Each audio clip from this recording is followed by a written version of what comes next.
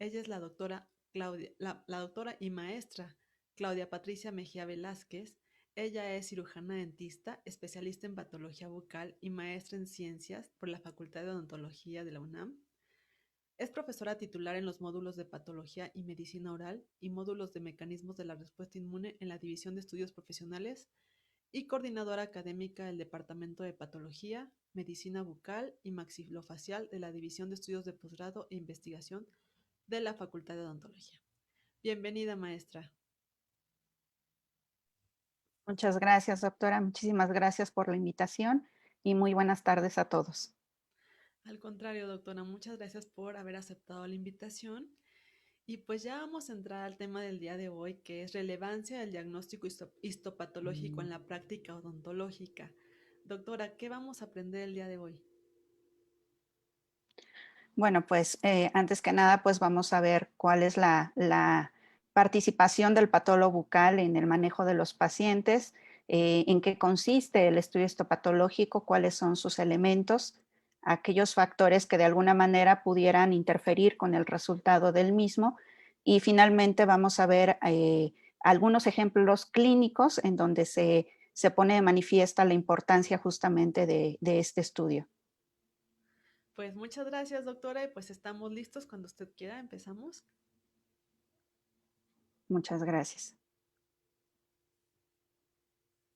Bien, pues buenas tardes a todos, bienvenidos. A lo largo de esta charla yo quisiera que pudiera transmitir adecuadamente la relevancia del papel que tiene el estudio histopatológico en el manejo de los pacientes, no solamente en la práctica odontológica general, sino también a nivel del manejo con especialistas.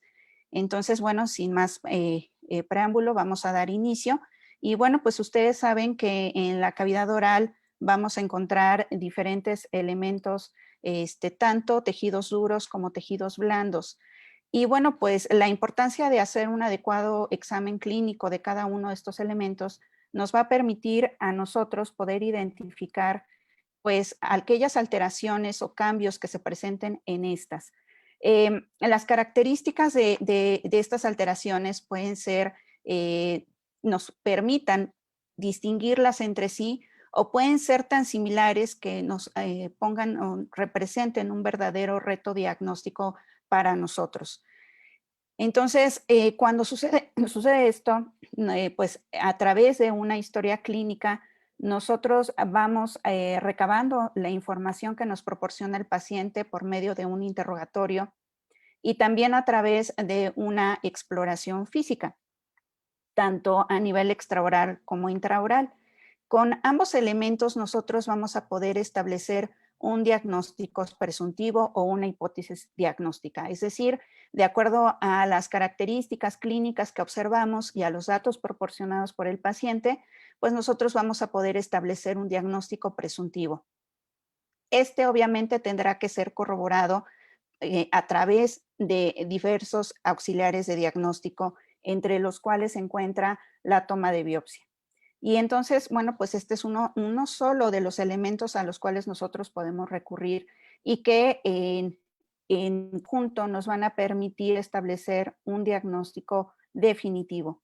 Y al tener ya un diagnóstico definitivo, nosotros vamos a poder tener un plan de tratamiento específico para ese caso y para ese paciente y por ende podemos también establecer un pronóstico, es decir, podremos nosotros prever de qué manera va a evolucionar el paciente de acuerdo al diagnóstico que hayamos o que se haya emitido.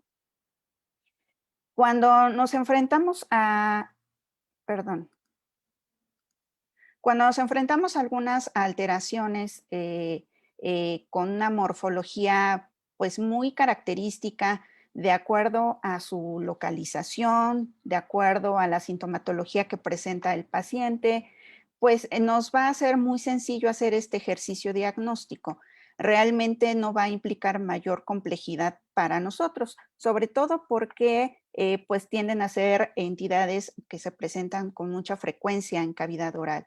Y entonces, bueno, realmente aquí el diagnóstico histopatológico va a coadyuvar no solo en corroborar esa sospecha diagnóstica que teníamos nosotros clínicamente, sino también para valorar si la lesión se ha resecado completamente o se ha hecho la escisión completa de la misma. No obstante, en ocasiones podemos enfrentarnos a lesiones que tienen mucha similitud morfológica entre ellas y que, bueno, pues empiezan a representar un verdadero reto para nosotros. Eh, Pongo aquí de ejemplo las lesiones pigmentadas, las cuales pues sabemos que son cambios de color de la mucosa y que pueden ser causadas por diferentes factores, tanto endógenos como exógenos. Y bueno, estas lesiones pigmentadas pues pueden tener características clínicas muy similares entre sí. Entonces, aquí ya empezamos a tener un dilema en cómo vamos a manejar ese paciente, si vamos a tener que hacer la escisión quirúrgica de la lesión o lo más conveniente sería llevar a cabo un manejo de vigilancia, ¿no? Observar cómo va evolucionando esa lesión. Entonces, bueno, aquí ya empezamos a tener necesidad de un elemento o de un estudio que nos permita tomar una decisión lo más certera posible. Pero, ¿qué pasa con las lesiones intraóseas? Nosotros sabemos que las lesiones intraóseas, pues, presentan patrones radiológicos o imagenológicos característicos que de alguna manera nos pueden ayudar para establecer algunos diagnósticos, pero que sabemos que definitivamente estas lesiones van a tener que van a tener que llevar a cabo un proceso de biopsia para primero establecer un diagnóstico inicial y con base a este poder planificar qué es lo que se le va a hacer al paciente, porque en las lesiones intraóseas no es lo mismo realizar una enucleación y un curetaje de una lesión a realizar un tratamiento más agresivo que implica una resección amplia de hueso junto con la lesión, evidentemente. Entonces, aquí ya es donde hacemos de manifiesta la importancia de la intervención de un patólogo bucal. Pero, ¿qué es la patología bucal? La patología bucal y maxilofacial es una disciplina en donde convergen dos áreas, tanto los conocimientos que nos proporciona nuestra formación como odontólogos y también los conocimientos de la anatomía patológica, porque el patólogo bucal no solamente se va a encargar de reconocer o de analizar las alteraciones propias de cavidad oral y del macizo maxilofacial, sino también necesitamos conocer alteraciones que están en otras localizaciones, en otros órganos y que pueden llegar a presentarse también en boca.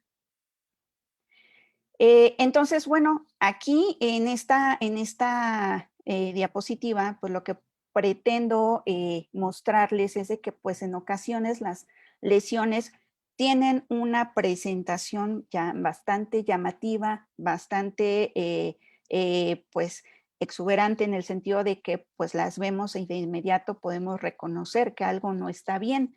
De inmediato nos podemos dar cuenta de que algo está sucediendo ahí y pues vamos a necesitar evidentemente el apoyo de un especialista. Y bueno, pues sabemos que entre más preciso sea el diagnóstico de este paciente, pues tiene un impacto en el manejo, en el tratamiento y evidentemente en el pronóstico del mismo. En la apariencia, pues la mayoría de ellas nos pueden a nosotros parecer lesiones todas malignas, con características de alguna neoplasia maligna. No obstante, algunas de ellas pues, son lesiones reactivas y el poder establecer la diferencia entre estas es fundamental para el manejo del paciente. Y entonces, pues como yo les comentaba, el papel del patólogo bucal no solamente está confinado al área de la cavidad oral, sino también todo lo que es el complejo maxilofacial. De acuerdo con la Asociación Mexicana de Patología y Medicina Bucal, esta es una especialidad de la odontología y subespecialidad de la anatomía patológica. De ahí que les mencionaba yo, hay una convergencia de dos áreas distintas, una pues obviamente la área odontológica y el área de la patología general, y que va a encargarse no solamente de estudiar propiamente las características de las enfermedades, sino también cuál es su causa, cuál es su proceso, el tratamiento y el pronóstico de las enfermedades. La Academia Americana de Patología y Medicina Oral describe que para poder llevar a cabo este estudio, la patología debe de apoyarse en diferentes estudios que no solamente implica pues el examen clínico que le vamos a hacer al paciente en el consultorio, sino también estudio radiográfico o imagenológico, el estudio microscópico que corresponde evidentemente al estudio histopatológico y otros, ¿no? Es una serie de elementos que en conjunto nos van a facilitar el trabajo para poder proporcionar un diagnóstico lo más acertado posible. Entonces, si se dan cuenta, la histopatología no es un elemento único, realmente tiene una relación constante con los elementos clínicos que se nos proporcionen y con los elementos radiográficos o imagenológicos si estamos hablando de lesiones intraóseas. Entonces, no es un único elemento, o sea, no el diagnóstico histopatológico no va a proporcionarnos un diagnóstico por arte de magia, sino que debe de tener todos estos elementos que estoy mencionando para que entonces el patólogo bucal pueda proporcionarles esa impresión diagnóstica que ustedes están esperando. En ocasiones, obviamente, el resultado ustedes tendrán que correlacionarlo con los datos clínicos que tienen de acuerdo a el padecimiento que presente su paciente. Pero entonces, ¿qué es el estudio histopatológico? Todos se imaginan que tiene que ver solamente con el análisis del tejido en el microscopio. Sin embargo, este simplemente es el paso final. Esto este estudio se define como un elemento de la patología que se encarga de la interpretación y el estudio de las enfermedades a través de cortes. Pero no es el único elemento, les decía yo, es como el paso final. Lo primero, evidentemente, tiene que ver con la recepción del material en el laboratorio. Esto es una serie de pasos, evidentemente, que se tienen que cumplir y entre más esté completa la información, mejor vamos a hacer nosotros nuestro trabajo. Entonces, el primero va a ser la recepción de la muestra. Ustedes saben que una vez que llevan a cabo el proceso quirúrgico de la toma de biopsia, se debe de colocar el material de forma inmediata en un líquido que debe ser un fijador que va a preservar el material, lo va a conservar hasta que se lleve al laboratorio. Y el mejor fijador que hay es el formol al 10%.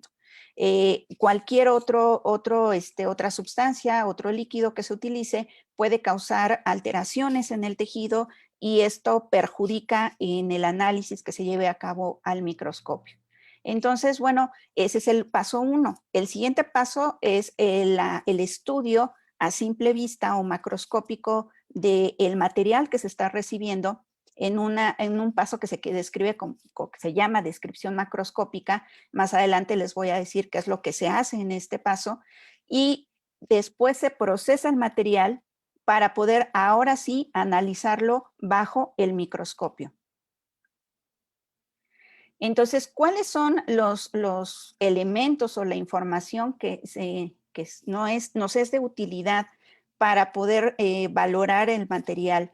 Cuando se envía la muestra al laboratorio, siempre es importante que vaya acompañada de una solicitud con información detallada.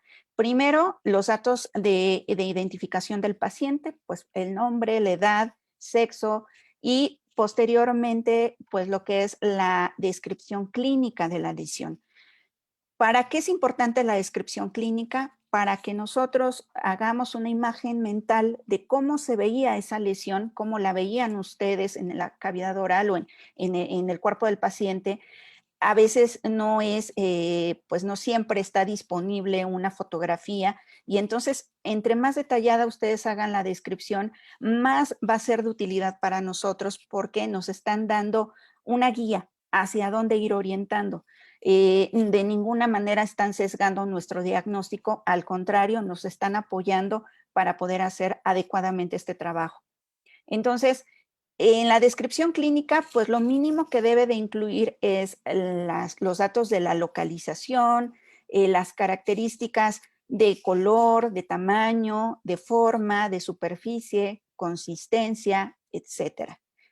Si es una lesión intraósea o sospechamos que la lesión tiene compromiso del tejido óseo, pues entonces sí va a ser necesario acompañarlo igual con los estudios imagenológicos necesarios que se hayan mandado a hacer o que se hayan solicitado al paciente.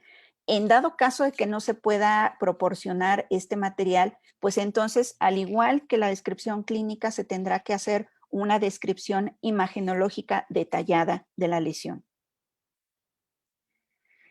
En los laboratorios en general, pues cada quien tiene un formato específico. Yo les muestro el formato que se utiliza en el laboratorio, en el servicio de diagnóstico histopatológico del departamento, en donde nosotros vamos a ir pues recabando toda esta información. Consta de dos lados, el anverso, vamos a encontrar pues todos los espacios necesarios para que el clínico vaya vaciando la información necesaria, desde la ficha de identificación del paciente, los datos de contacto del solicitante. Es importante que se nos proporcione pues un teléfono, un correo electrónico, porque a veces es necesario solicitar información adicional a la que viene en la solicitud. Y bueno, pues aquí en los recuadros pues se va a ir llenando pues los datos del aspecto clínico de la lesión y la localización de la misma, así como los datos, por ejemplo, de la fecha de toma de biopsia, si hay estudios histopatológicos previos, es importante que se nos notifique para que entonces nosotros podamos revisar ese material anterior y poder hacer una correlación con el nuevo material que se recibe.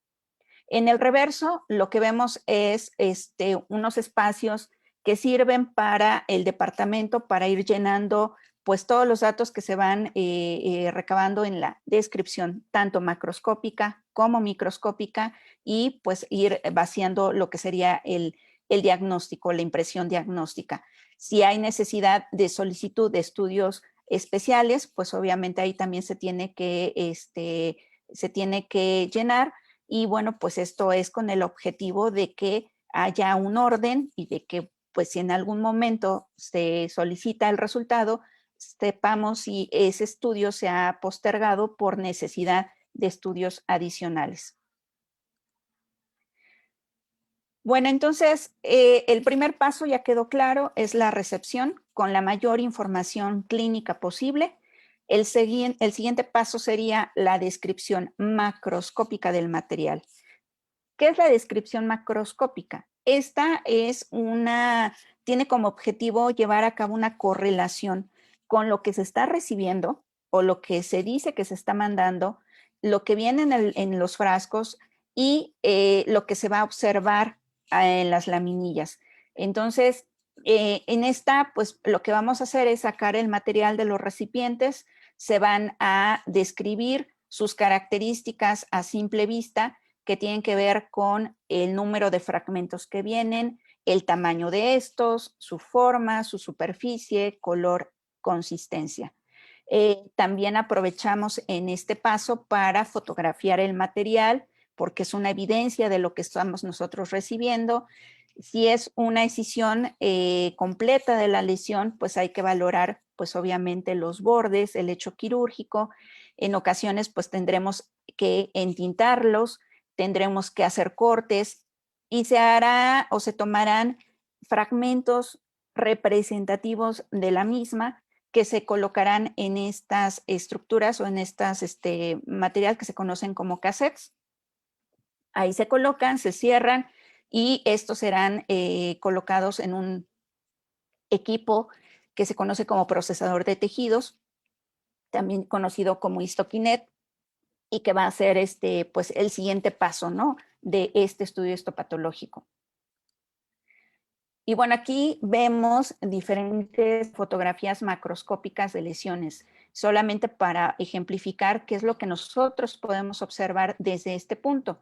Nosotros podemos ver desde identificar un tejido, un material que no ha tenido una adecuada fijación, o sea, que ya está en proceso de lisis, de autolisis, porque pues no se colocó en formol y se dejó en solución salina o se dejó en agua y pues obviamente este tejido ya inició su proceso de lisis, ¿no? De tal manera que pues no será valorable para un diagnóstico.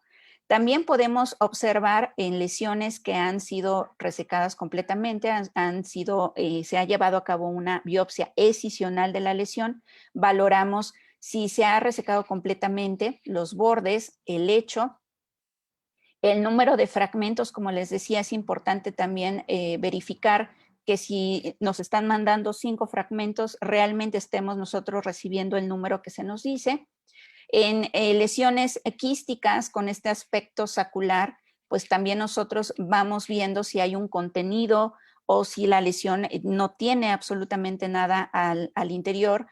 Y en pues piezas quirúrgicas que corresponden a las remociones de lesiones tumorales grandes o amplias, valoramos los bordes, si estos son positivos o no para la lesión neoplásica y las características en general de la misma, ¿no? Entonces son solamente algunos ejemplos de muestras o de especímenes más bien que recibimos en la rutina de un patólogo bucal. Una vez que se ha hecho este estudio macroscópico, decía yo, continúa el siguiente paso, que es el procesamiento del material.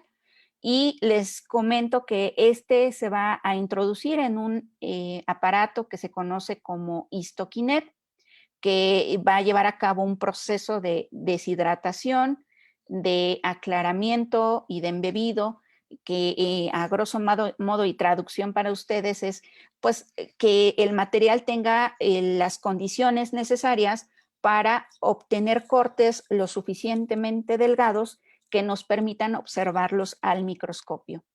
Este paso de deshidratación, aclaramiento y embebido, pues toma un tiempo aproximado de 24 horas, más o menos. Esto va a depender obviamente de la demanda de trabajo que exista en el laboratorio. Una vez que sale el material, se lleva al corte en este aparato conocido como microtomo, en donde se van a obtener estos cortes finos de micrómetros y que utiliza cuchillas de acero inoxidable. Los cortes se colocan entonces en unas laminillas que van a ser sometidas a un proceso de tinción con pues diferentes colorantes y pues una vez que ya se han teñido se va a terminar este paso con el montaje del material y entonces ahora sí vamos a poder llevar a cabo el estudio microscópico. Si se dan cuenta, tuvo que pasar o se tuvieron que cumplir varios pasos previos antes de poder yo colocar ese material en el microscopio para poderlo analizar y estudiar. Y entonces, bueno, ya lo que corresponde propiamente a la descripción microscópica del material es el utilizar un microscopio óptico para poder observar a detalle las características morfológicas de las células, cómo se disponen, la arquitectura pues del tejido en general y poder entonces ir orientando mi diagnóstico, ¿no? Entonces es analizar a detalle estas características y pues lo que nosotros quisiéramos sería que siempre todo fuera igual, ¿no? O sea, que fuera muy sencillo el poder identificar algo y que todas las células tuvieran el mismo aspecto, que tuvieran el mismo tamaño para que fuera más sencillo para nosotros llevar a cabo este examen microscópico. Sin embargo, la realidad es otra. La realidad es que en un fragmento pequeño de algunos cuantos milímetros pueden estar presentes varios tejidos o varios elementos con características propias y el patólogo debe de tener la capacidad de identificar las características de estos tejidos en condiciones normales y cuando presentan una alteración. Tenemos que tener entonces la capacidad de diferenciar los diferentes o las células de distinta estirpe histológica con sus características morfológicas y poder saber si hay presencia o no de alguna alteración. Entonces, bueno, a veces es complejo este paso, a veces no es tan sencillo como nosotros quisiéramos que fuera. Y pues aquí les pongo otra vez la fotografía macroscópica que vimos hace un momento, estas piezas o estos especímenes, en donde veíamos pues estas características diversas y pues lo que sería ya su contraparte a nivel microscópico, ¿no? Yo recuerdo que muchos de mis alumnos en licenciatura me dicen, es que yo, doctora, no alcanzo a ver la diferencia, ¿no? Porque para mí todo se ve igual, todo se ve como manchas rosas o manchas moradas. Y bueno, aquí yo simplemente pretendo que vean ustedes la diferencia, que a veces puede llegar a ser muy sutil, pero que ya con esa diferencia para nosotros es suficiente para poder determinar si una lesión es de origen neoplásico o no, o si es una lesión reactiva, o por ejemplo, como les explicaba en la macro inicial, si el material ya está en proceso de autólisis con necrosis extensa y donde pues ya evidentemente es imposible establecer un diagnóstico microscópico. También nosotros utilizamos o hacemos uso de muchos elementos. El patólogo bucal trata de utilizar o hacer similitudes o asociaciones con diferentes elementos cotidianos y estos son patrones que se conocen como patrones histológicos que tratamos nosotros de traslapar a lo que estamos observando en el microscopio. Esto significa cómo están dispuestas las células, cómo están organizadas y de ahí derivan el nombre de cada uno de estos patrones, ¿no? Tenemos, por ejemplo, el clásico patrón en espinas de pescado que semeja o simula justamente la estructura ósea de un pez, la arquitectura o el patrón de tipo papilar que semeja dedos o proyecciones digitiformes, etcétera, ¿no? Entonces nosotros vamos orientando, vamos utilizando mucho estas similitudes en la disposición de las células y a veces, bueno, pues también tendemos a usar mucho las similitudes no solamente de la arquitectura del tejido, sino también de las características individuales de las células. Y bueno, pues estos son algunos ejemplos simplemente de estos patrones o estas similitudes que nosotros usamos.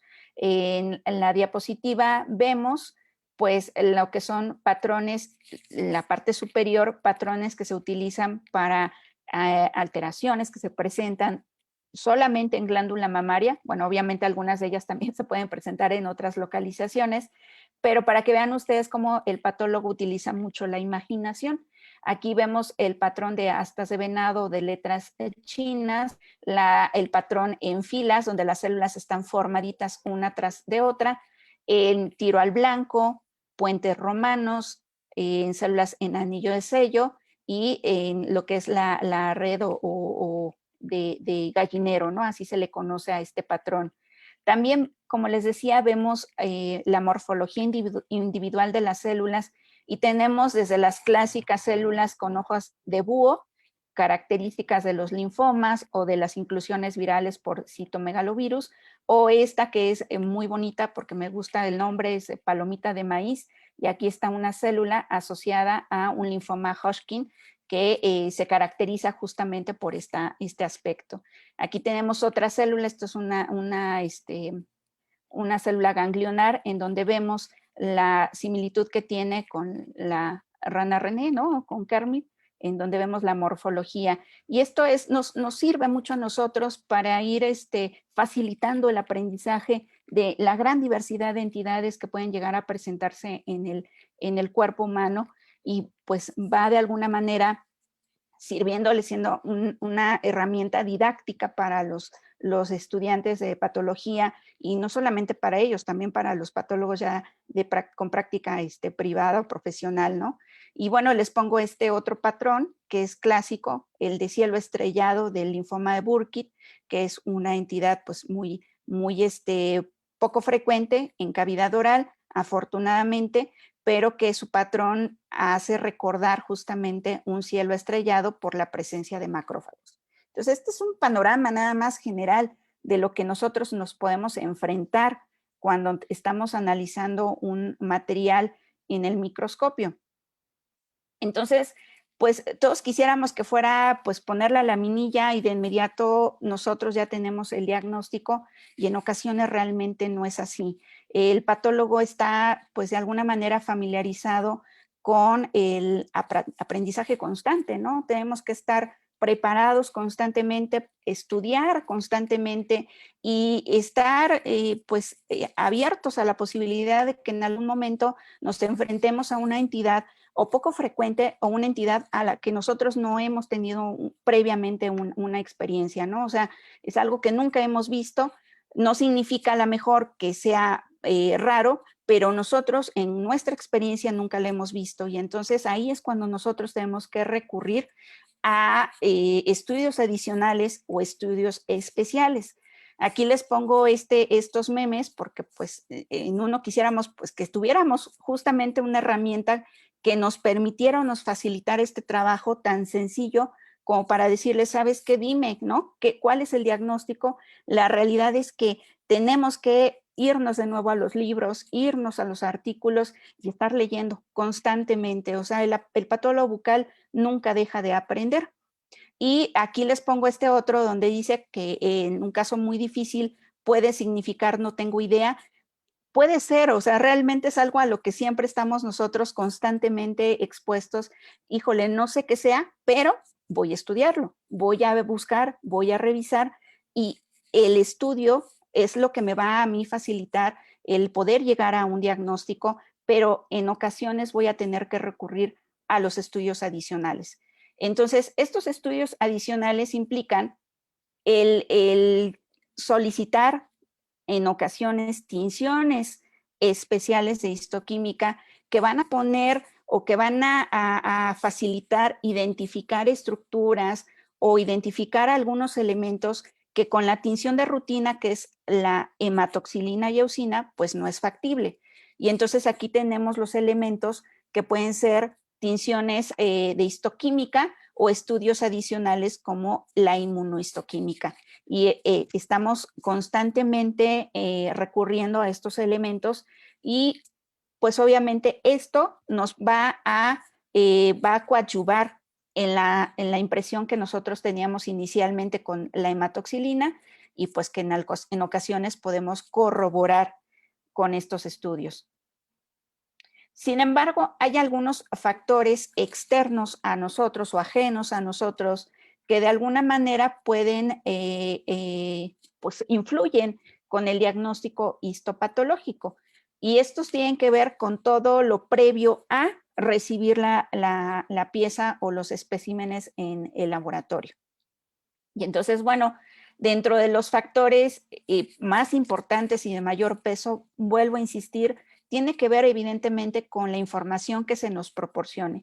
Habíamos mencionado que la histopatología es un solo elemento, pero que se necesita correlacionar con la información clínica, con la información imagenológica, y entonces ahora sí, al tener toda la información completa, podemos nosotros establecer un diagnóstico certero. Otro de los elementos a considerar tiene que ver justamente pues con la selección del sitio de la biopsia, ¿no? Esto pues obviamente no es algo que necesariamente implique la intervención del patólogo. En ocasiones pues el clínico decide dónde debe de llevar a cabo la toma de biopsia. En este ejemplo, lo tomé de este artículo del 2010, en donde pues muestran una lesión bastante extensa que compromete el cuerpo mandibular prácticamente, pues más de la mitad del cuerpo mandibular, y en donde vemos un aspecto clínico heterogéneo. Es una lesión en donde vamos a ver pues áreas de ulceración, zonas rojas, zonas blancas, y pues esa heterogeneidad no solamente es clínica, sino histológicamente también lo voy a ver distinto. Entonces, aquí lo que decían es, bueno, se hace una toma de biopsia en la zona retromolar, en la parte posterior, y ahí se puede identificar ya un carcinoma invasor. Esto significa que ya es un cáncer, ya está ahí manifiesto el cáncer, y además el clínico decide tomar una biopsia de la zona anterior en donde la morfología es distinta. Y entonces el patólogo lo que ve es simplemente unos cambios displásicos. Esto significa que son previos a cáncer, pero que todavía no está establecida en esa zona.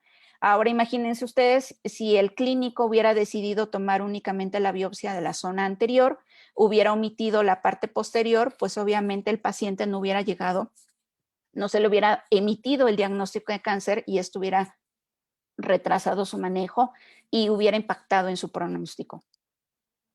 También importa mucho el tamaño de la muestra, importa la profundidad.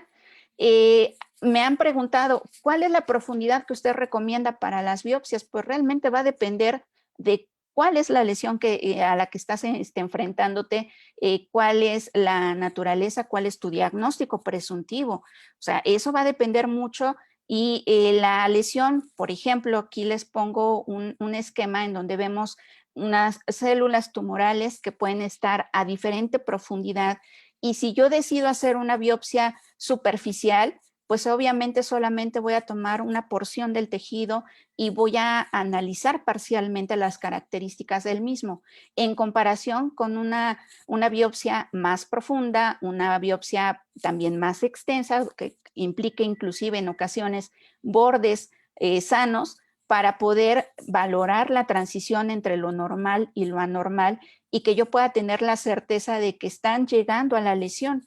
Entonces, yo no puedo decirles exactamente hasta dónde deben de profundizar, todo va a depender del tipo de lesión a la que ustedes estén enfrentándose y el diagnóstico presuntivo que ustedes tengan. Pero vaya, por lo mínimo, si es una lesión superficial, pues lo mínimo que deben de tomar es epitelio y tejido conjuntivo. Ahora, también otro de los elementos que tiene que ver con el alterar el resultado, de alguna manera tener una influencia en lo que yo estoy viendo al microscopio, es la técnica quirúrgica empleada. Se les recomienda, por ejemplo, que no infiltren anestésico intralesional porque esto puede causar alteración en el tejido, como vemos en la fotografía superior izquierda, pues ahí se ve la separación de las fibras de colágeno por la infiltración intralesional del anestésico. También si no se lleva a cabo una adecuada manipulación, pueden provocar ustedes que el tejido sufra aplastamientos en la superficie por el uso de las pinzas. También pueden provocar una separación artificial del tejido, del epitelio y del tejido conjuntivo, y esto pues dar una idea falsa de que se está llevando a cabo, se está formando una vesícula en ese sitio y pues llevar a un diagnóstico erróneo. En este artículo justamente se valoran cuáles son los artificios más frecuentes que se identifican. Pues tenemos desde los aplastamientos, las separaciones, la fragmentación del material, la hemorragia, y se compara quiénes llevan a cabo más estos cambios, si son cirujanos dentistas de práctica general o son especialistas, en este caso cirujanos maxilofaciales. Y si se dan cuenta, realmente todos están expuestos. Evidentemente, entre mayor habilidad y experiencia se tenga con el procedimiento, menor será la posibilidad de que lleven a cabo estas alteraciones. Entonces, estos son artificios que son cambios o alteraciones en el material por factores externos. Y bueno, pues otros de los factores es, pues obviamente, el que no se lleve a cabo una adecuada fijación. Ya habíamos mencionado que lo importante es la colocación del material en un recipiente adecuado, con formol, con un tamaño pues, adecuado, que el material tenga suficiente líquido, que lo cubra por completo y que no utilice ningún otro líquido que no esté recomendado. Ante la necesidad de que no tenga yo formol, pues pueden utilizar alcohol, pero no es lo ideal. Sin embargo, bueno, pues es una alternativa que ustedes pueden llegar a tener cuando tienen ustedes necesidad de hacer una biopsia, ¿no? De emergente y no tienen formol a la mano. Bueno, y ahora ya voy rápidamente a esta parte de la odontología. ¿Qué es lo que está pasando con el estudio histopatológico en odontología? ¿Qué tanto se está haciendo? Realmente hay poca información al respecto, no hay tanta, son pocos los estudios que se han hecho recientemente al respecto, pero bueno, aquí pues hay algunos autores que han tratado de valorar quién hace más o solicita más estudios histopatológicos. Y bueno, pues en este artículo del 2010 ellos hacen un comparativo en donde observan que pues los especialistas son los que solicitan, o sea, envían más material a los laboratorios en comparación con los odontólogos de práctica general, cuyo pues porcentaje es muy pequeño. De hecho, muchos de ellos inclusive tienen cierta afinidad o interés propiamente por el área, por la patología o por la cirugía. En este otro artículo lo que hacen es preguntar, ¿no? O sea, vamos a indagar por qué no están haciendo tanto estudio histopatológico, qué es lo que está sucediendo, y entonces lo que les preguntan es, bueno, con qué tanta frecuencia estás viendo tú lesiones y con qué tanta frecuencia tú consideras manejar esas lesiones con toma de biopsia y subsecuente estudio histopatológico. Y lo comparamos y vemos que en realidad, pues los cirujanos dentistas de práctica general tienden más a referir al especialista.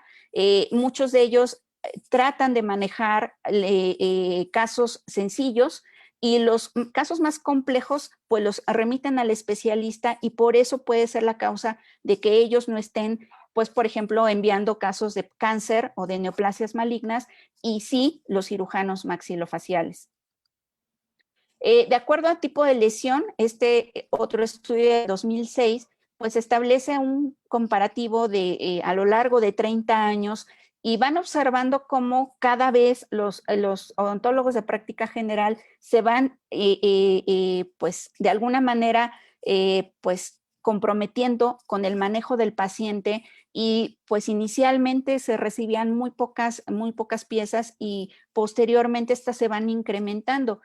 Sin embargo, el tipo de lesión que más mandan los odontólogos es justamente lesiones inflamatorias, lesiones reactivas, amartomatosas y lo menos es lesiones neoplásicas, tanto benignas como malignas. Y esto pues tiene que ver, la explicación probable era lo que veíamos en la diapositiva anterior y es generalmente ellos dicen, bueno, hasta aquí llegué y entonces decido referir ya sea al patólogo bucal o al cirujano maxilofacial, o en ocasiones inclusive a un centro de tercer nivel en donde ya puedan hacerle un manejo multidisciplinario y más completo al paciente.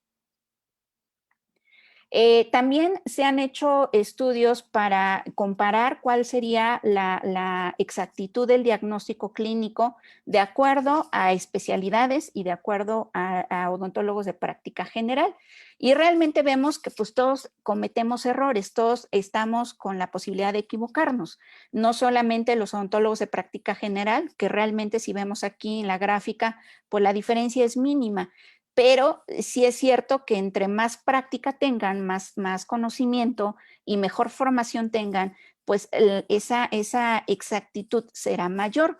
De cualquier manera, pues vean cómo todas las áreas, bueno, en este caso solamente se involucraron 3 áreas o 3 especialidades, pues todas tienen un rango de error pues parecido, ¿no? Aunque prevalece justamente en los odontólogos de práctica general. Y bueno, ¿cuáles son las causas? ¿Por qué se están invocando? ¿Por qué no están mandando estudios, solicitud de estudios histopatológicos? Pues una parte es porque ellos no identifican, no logran identificar las lesiones porque no tienen la experiencia necesaria, ellos no se sienten con la confianza como para poder emitir un diagnóstico presuntivo. También en este estudio del 2007 se hace un cuestionario y se les pregunta, bueno, ¿tomas biopsia? Y si tomas biopsia, ¿con qué tanta frecuencia lo mandas a estudio histopatológico? Porque no son sinónimos. El que se haga la biopsia es simplemente el acto quirúrgico y esto no va a servir de nada si ese material no se envía a estudio histopatológico para corroborar justamente la sospecha clínica.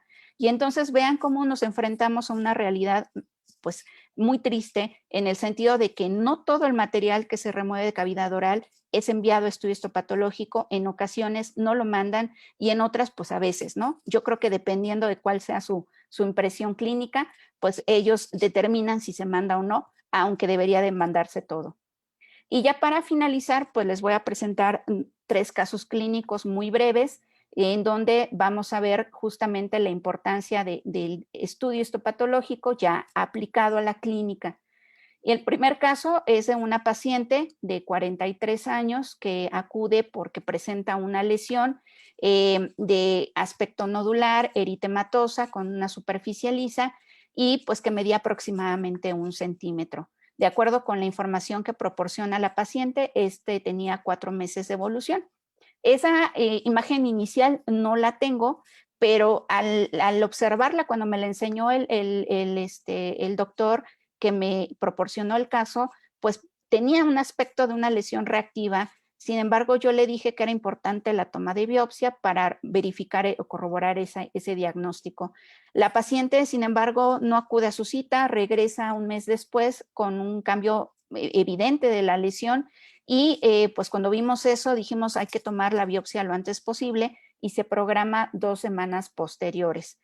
Y entonces lo que vemos pues es una lesión exofísica bastante grande. Aquí, bueno, pues ya la apariencia ha cambiado considerablemente a lo que se veía en la consulta inicial.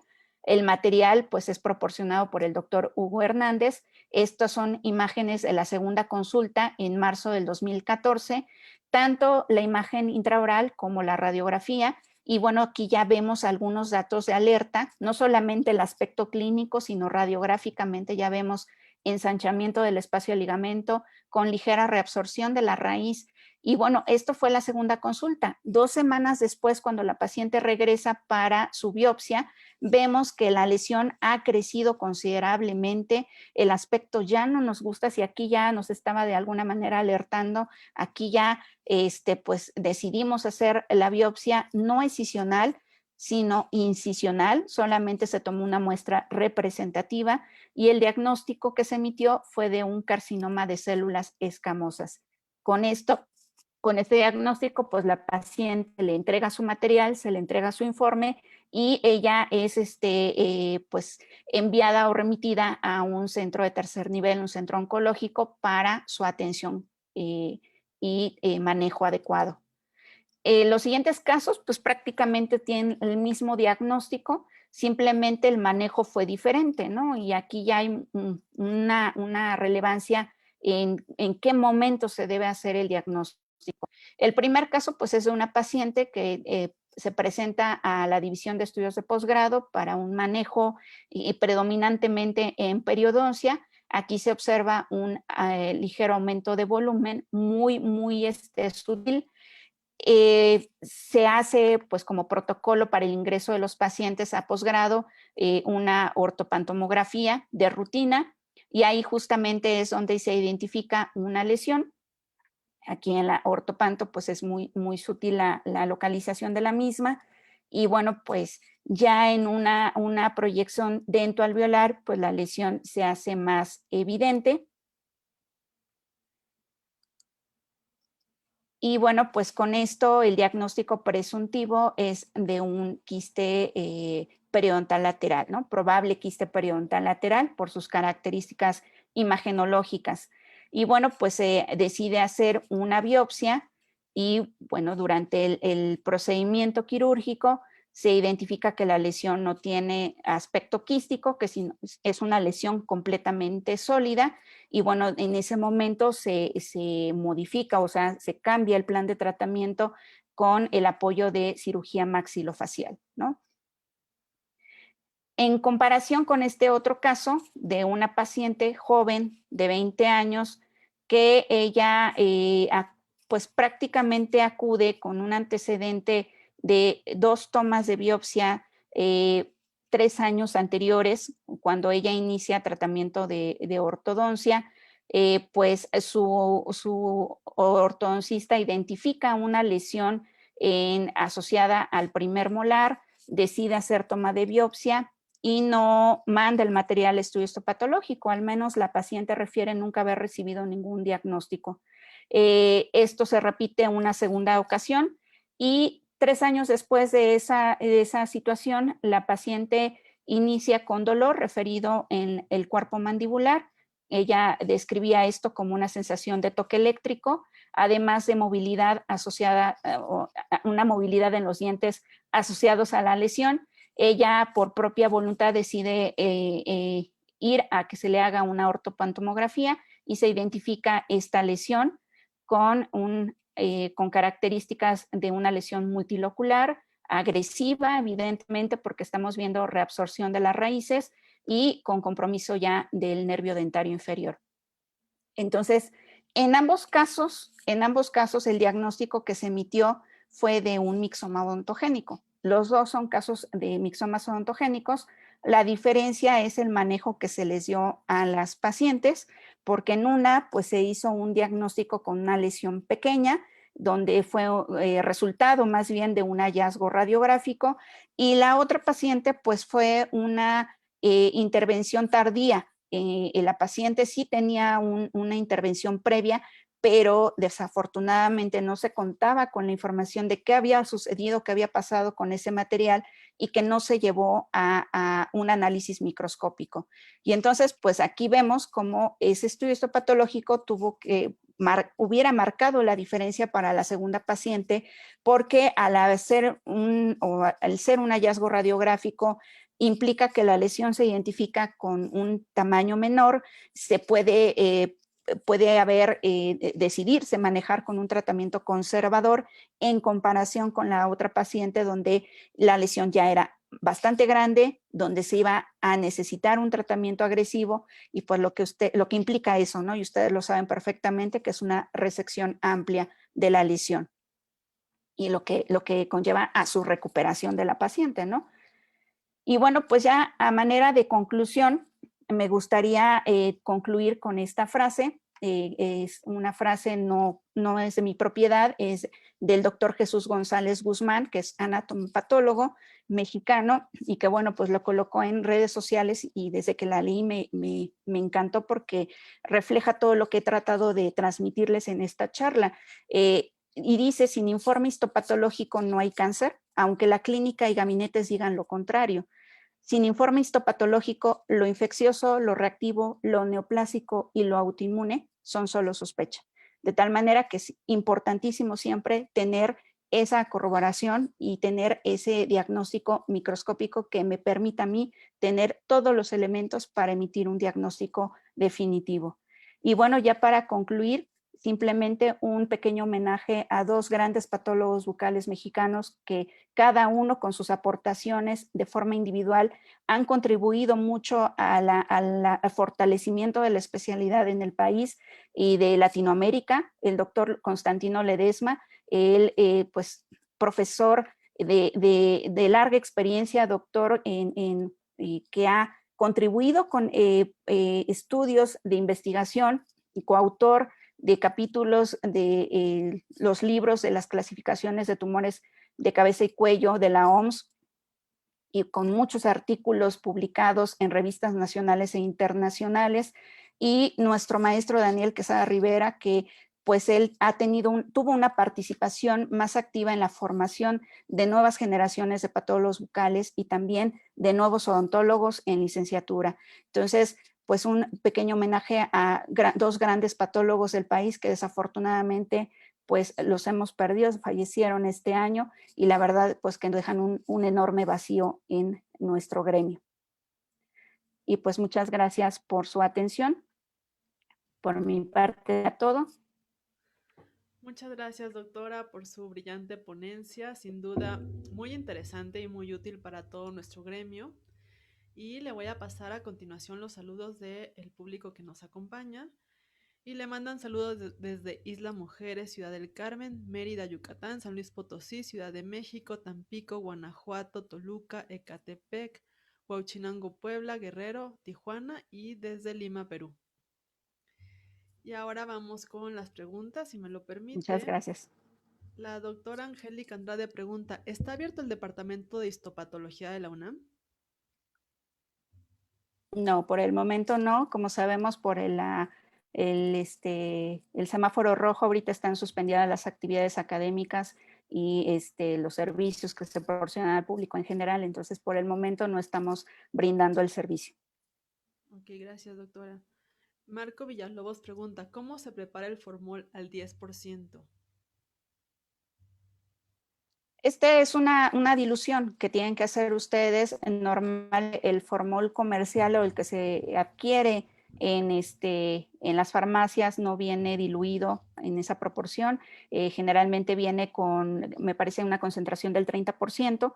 Entonces, lo ideal sería hacerlo con agua bidestilada, pero si no, se puede usar justamente con agua de la llave y simplemente hacen su dilución para que les quede una proporción de 1 a 10. Ok, gracias, doctora.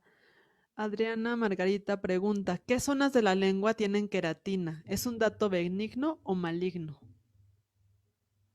La queratina, no, la presencia de la queratina puede estar presente en diferentes superficies de la mucosa oral. En la lengua, propiamente, lo que sería la cara dorsal, es donde vamos a encontrar presencia de queratinización y no implica necesariamente un cambio anormal. Habría que ver justamente las características de la lengua para saber si ese cambio que están identificando corresponde verdaderamente a una lesión o simplemente es una variación de lo normal. Gracias, doctora. Pregunta Eunice Mares. Si se usa el alcohol para preservar la muestra de tejido, ¿cómo se hace el procedimiento para después cambiar el alcohol por el formol? ¿Podría explicarlo? Bueno, el alcohol, repito, es una alternativa de emergencia, o sea, no es algo que yo pueda recomendarles como uso rutinario. Se prefiere siempre que se utilice fórmula al 10%, pero si no se tiene en ese momento, provisionalmente se puede colocar en alcohol del que venden en la farmacia y momentáneamente colocarlo ahí y enviarlo lo más pronto posible al laboratorio para que en el laboratorio se haga el cambio de líquido. Si se consigue en el Inter, entre lo que lo llevo, pues estaría perfecto, pero de preferencia enviarlo lo antes posible para que en el laboratorio se coloque en fórmula. Gracias, doctora. María Marta pregunta, si tomamos una muestra, ¿a dónde podemos enviarla para ser analizada? ¿Hay algún laboratorio especializado? Sí, existen muchos laboratorios, muchísimos laboratorios.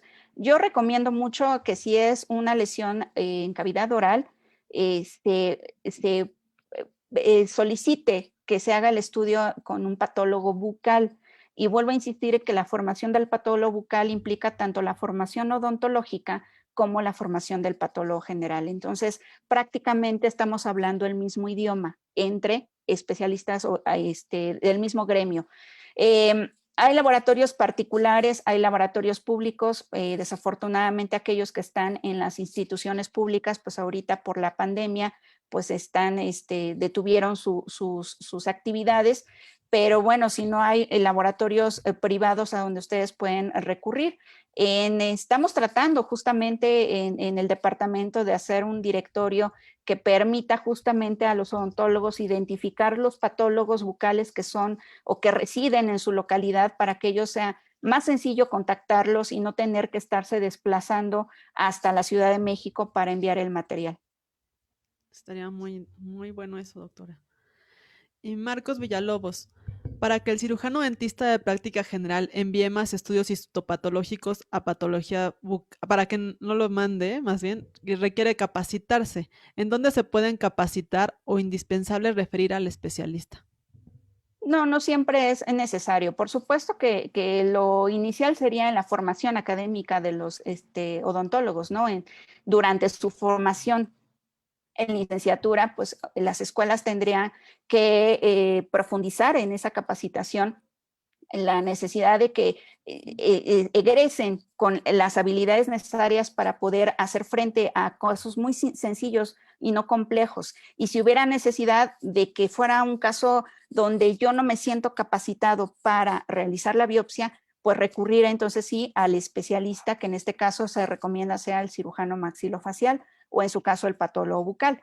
Pero no todos los casos, digo, a lo mejor abrir la oferta, ¿no? De educación continua en las universidades para ofrecer este tipo de cursos y nada más, o sea, pero que quede claro, son casos sencillos y que de ninguna manera reemplaza la formación que va a llevar a cabo un especialista como son los cirujanos en un ambiente hospitalario y que están capacitados para hacer frente a casos complejos y enfrentar también las complicaciones derivadas de ellos. Claro. Gracias, doctora. Emma pregunta, ¿hay algún problema si se coloca la muestra en el formol comercial al 30%? Sí hay problema porque no es un formol, es un formol concentrado y va a causarle cambios al material, al tejido, al espécimen, sí le va a causar alteraciones o cambios que impactan en su análisis. Entonces, lo ideal es de que lo diluyan con agua, de preferencia, no es tan difícil, simplemente hacen una regla de 3 para sacar la proporción de agua y de formol y nada más. Gracias, doctora. Mary Luna pregunta, ¿las lesiones planas relacionadas con cambios de color? ¿Cómo es el manejo clínico para nosotros? Bueno, es que depende, ¿no? Las características de la lesión, el tiempo de evolución, pero yo les recomiendo mucho utilizar un acrónimo que se conoce como el ABCDE de las lesiones pigmentadas, en donde nosotros vamos a valorar los cambios o las características de la lesión que implican la asimetría, los bordes, el color, el diámetro y el tiempo de evolución. Y estos parámetros nos van a permitir identificar pues lesiones que son completamente benignas, aquellas que ya tienen cambios atípicos o anormales. Entonces, generalmente, si es una lesión es completamente simétrica, que sus bordes están bien definidos, que el color es parejo en toda la lesión, o sea, toda es de color café, el diámetro no sobrepasa el centímetro y el tiempo de evolución pues es de varios años, lo más recomendable sería la vigilancia, simplemente la vigilancia y estar observando justamente alguno de estos cambios que se presenten a lo largo de la evolución de la lesión. En cambio, si es una lesión que desde inicio presenta características anormales, lo más recomendable es hacer una biopsia para poder verificar qué es lo que está sucediendo con esa pigmentación. Pero todo va a depender de la causa de la misma. Muchas gracias, doctora. Pues vamos a hacer ahora, bueno, le agradecemos obviamente que haya estado con nosotros. La verdad es que